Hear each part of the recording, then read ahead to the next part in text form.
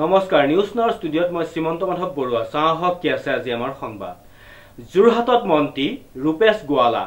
সংবোধন কৰিলে সংবাদমেল নিউজ নাওৰ এক ৰিপৰ্ট অসম চৰকাৰৰ শ্ৰম কল্যাণ চাহ জনজাতি আৰু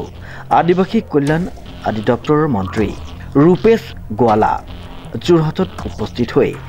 বিভিন্ন বিভাগৰ সৈতে এক পৰ্যালোচনা বৈঠকত মিলিত হয় মন্ত্ৰীগৰাকীয়ে চাহ শ্ৰমিকসকলক বৰ্তমান সময়ৰ বিভিন্ন সমস্যাৰ কথা উল্লেখ কৰি কয় যে অহা অক্টোবৰ মাহৰ ভিতৰত বাগিচাত বসবাস কৰা শ্ৰমিকসকলে নিজৰ ঘৰ ভেটি পাব বুলি আশা কৰিব পাৰে সুবিধা অসুবিধাটো সকলো জেগাতে আছে আৰু সেইকাৰণে আমি আহিছোঁ সব ভাল থকা হ'লেতো চাগে চাব লগা নহ'লহেঁতেন আচলতে আমি দুটা বিষয় চাইছোঁ প্ৰথম বিষয়টো হ'ল অসম চৰকাৰৰ তৰফৰ পৰা মাননীয় মুখ্যমন্ত্ৰী মহোদয়ৰ উদ্যোগত ভালেমান আঁচনি আৰু প্ৰকল্প বাগিচাবিলাকত ৰূপায়ণ কৰি থকা হৈছে সেই আঁচনিবিলাক ঠিকমতে ৰূপায়ণ হৈছে নাই তাৰ ওপৰত এটা পৰ্যালোচনা আজি কৰা হ'ল আৰু তাৰ লগতে বাগিচাবিলাক যিহেতু এটা উদ্যোগ আৰু এই উদ্যোগত যিখিনি আইন আছে শ্ৰম আইন আছে সেই শ্ৰম আইনসমূহ ঠিকমতে বলবৎ হৈছে নাই শ্ৰমিকৰ যিবিলাক পাব লগা প্ৰাপ্য দেনা পাওনা প্ৰভিডেণ্ট ফাণ্ড গ্ৰেজুৱেটিৰ পৰা আৰম্ভ কৰি যিখিনি তেওঁলোকে সা সুবিধা আইনমতে পাব লাগে সেইখিনি ঠিকমতে পাইছেনে নাই আমাৰ বিভাগৰ বিষয়াসকলে ঠিকমতে ইনস্পেকশ্যন কৰিছে নাই তেওঁলোকে ইনস্পেকশ্যনৰ পিছত কি পাইছে সেই গোটেইখিনি বস্তু আজি থৰলি ৰিভিউ কৰা হ'ল আৰু কেৱল আজি যোৰহাটেই নহয় মই আজি আগবেলা শিৱসাগৰত ৰিভিউ কৰিছিলোঁ যোৱাকালি মই চৰাইদেউ ৰিভিউ কৰিছিলোঁ আৰু ইতিমধ্যে মই নগাঁওলৈকে উজনি অসমৰ গোটেইকেইখন জিলাই মই ৰিভিউ কৰিছোঁ আৰু ৰিভিউ কৰি এটা কথা ভাল হৈছে যে আমি যিবিলাক সমস্যা সৰু সৰু সমস্যা সেই সমস্যাবিলাক আমি ফিল্ডত যোৱাৰ পিছত বহুখিনি কথা আমাৰ পোহৰলৈ আহিছে আৰু পোহৰলৈ অহাৰ পিছত সেই সমস্যাবিলাক আমি এড্ৰেছ কৰাৰ সুযোগো পাইছোঁ তো এইখিনি আজি মই ভাবোঁ আমাৰ গোটেই দিনটো কাৰ্যসূচী আছে আজি শ্ৰমিকসকলে বাহনী বাগান তেনেকুৱা এটা ঘটনা বিষয়টো মই চালোঁ বিষয়টো এটা কোৰ্টৰ অৰ্ডাৰ আছে চাগে আপোনালোকেও পাইছে সেইটো আৰু মানুহজন আজি মোক লগো কৰিছিল মই তেওঁক হিউমেনিটেৰিয়ান গ্ৰাউণ্ডত মেনেজমেণ্টক কিবা এটা সুবিধা কৰি দিবলৈ মই কৈছোঁ কিন্তু কোৰ্টৰ অৰ্ডাৰৰ ওপৰততো আপুনিও নাই ময়ো নাই এইটোতো আৰু বেলেগ কথা কিন্তু বাগিচাৰ যিসকল শ্ৰমিক আছে বা আদিবাসী চাহ জনগোষ্ঠীৰ লোকসকল যিসকল আছে যদি ক'ৰবাত চৰকাৰী বা চিলিং চৰকাৰী মাটিত বসবাস কৰি আছে তেওঁলোকে বসুন্ধৰাত যেনেকৈ অন্য মানুহে আবেদন কৰিব পাৰে তেওঁলোকো আবেদন কৰিব পাৰিব আৰু ভূমিৰ অধিকাৰ তেওঁলোকে লাভ কৰিব পাৰিব কিন্তু দুই ৰকমৰ কথা আছে এটা হ'ল চিলিং চৰকাৰী ভূমিত বসবাস কৰা লোক আৰু দ্বিতীয় যিসকল আছে তেওঁলোক বাগিচাৰ লাইনত থকা এই বাগিচাৰ লাইনত থকা শ্ৰমিকসকলৰ কাৰণে চৰকাৰে আৰু মাননীয় মুখ্যমন্ত্ৰী মহোদয়ে বিশেষভাৱে এটা উদ্যোগ লৈছে তেওঁ বিভিন্ন সভা সমিতিত ঘোষণাও কৰিছে বিধানসভাৰ মজিয়াতো তেওঁ উল্লেখ কৰিছে অহা অক্টোবৰ বা নৱেম্বৰ মাহত যেতিয়া এছেম্বলি বহিব এটা নতুন বিল আহি আছে বাগিচাত কাম কৰা চাহ শ্ৰমিকসকলৰ কাৰণে তেওঁলোকৰ যিটো ঘৰ ভেটি আছে সেইটো তেওঁলোকৰ নামত আবণ্টন দিয়াৰ কাৰণে এটা নতুন বিল আহিব আৰু মই ভাবোঁ সেই বিলটো আহিলে বাগিচা চাহ শ্ৰমিক ৰাইজৰ এটা বহুত দিনৰ সমস্যা সমাধান হ'ব কাৰণ 200 বছৰ হ'ল চাহ বাগিচাৰ মানুহ অসমত বসবাস কৰা কিন্তু আজি তেওঁলোকৰ নামত একঠা মাটি নাই যদি মাননীয় মুখ্যমন্ত্ৰী মহোদয়ৰ উদ্যোগত এইখিনি কাম হৈ যায় তেন্তে বাগিচাৰ ৰাইজৰ কাৰণে বহুত ডাঙৰ কাম কৰা হ'ল সেইটো বিষয়ৰ ওপৰতো আলোচনা কৰিছোঁ SP চাহাবো উপস্থিত আছিল DC চাহাবো উপস্থিত আছিল ইলিচিট লিকাৰৰ ওপৰত খুব ষ্ট্ৰিক্ট হ'ব লাগে আমি কেৱল বাগিচা বুলিয়ে নহয় গাঁও অঞ্চলতো যদি অবৈধ খুৰাৰ যদি কিবা চলিছে সেইবিলাক আমি নিৰাময় কৰাৰ কাৰণে ব্যৱস্থা ল'বই লাগিব কাৰণ কিছু বছৰ আগত আমাৰ চকুৰ ওচৰতে এটা ঘটনা ঘটিছিল যোৰহাট গোলাঘাটত হালমিৰাত আৰু 18জন মানুহে নিজৰ প্ৰাণ হেৰুৱাবলগীয়া হৈছিল গতিকে তেনেকুৱা এটা ঘটনা যাতে দ্বিতীয়বাৰ নহয় তাৰ কাৰণেতো আমি সকলোৱে সচেতন হ'ব লাগিব কৰবাত যদি আপোনালোকে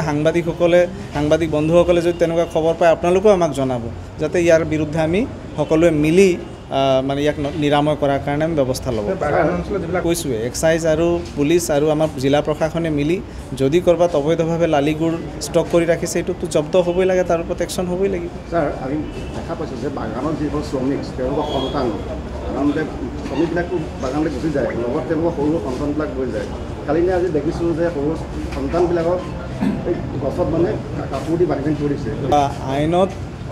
ক্ৰেছৰ প্ৰভিজন আছে কিন্তু ক্ৰেছবিলাক চেণ্ট্ৰেল প্লেচত আছে ক'ৰবাত এটা জেগাত আছে য'ত সৰু বাচ্চাটোক থ'বৰ কাৰণে হয়তো মাকৰ কাৰণে অসুবিধা কাৰণ ব্ৰেষ্ট ফিডিং কৰাব লাগে যদি 2 কিলোমিটাৰ 3 কিলোমিটাৰ দূৰত যদি থাকে তেন্তে মানে অলপ অসুবিধা হয় সেইকাৰণে আমি মাননীয় মুখ্যমন্ত্ৰী মহোদয় এবাৰ বাজেটত এটা ঘোষণা কৰিছে অৱশ্যে এইটো এটা ডাঙৰ প্ৰজেক্ট হ'ব যিটো প্ৰজেক্ট ইমিডিয়েট ইমপ্লিমেণ্ট কৰাৰ ক্ষেত্ৰত হয়তো অসুবিধা আহিব পাৰে কিন্তু ঘোষণা এটা আছে যে ভৱিষ্যতে বাগানবিলাকত আমি মোবাইল ক্ৰেছ হাউচ দিয়াৰ কাৰণে যিটো ট্ৰেক্টৰৰ যোগেদি টানি লৈ যাব ৱৰ্ক ছাইডত থাকিব তাতে বাচ্চাটোক তেওঁলোকে ৰাখিব পাৰিব তেনেকুৱা এটা প্ৰজেক্ট চৰকাৰে ল'বলৈ গৈ আছে যিটো হ'লে মই ভাবোঁ ভৱিষ্যতে শ্ৰমিকসকলৰ কাৰণে যথেষ্ট সুবিধা হ'ব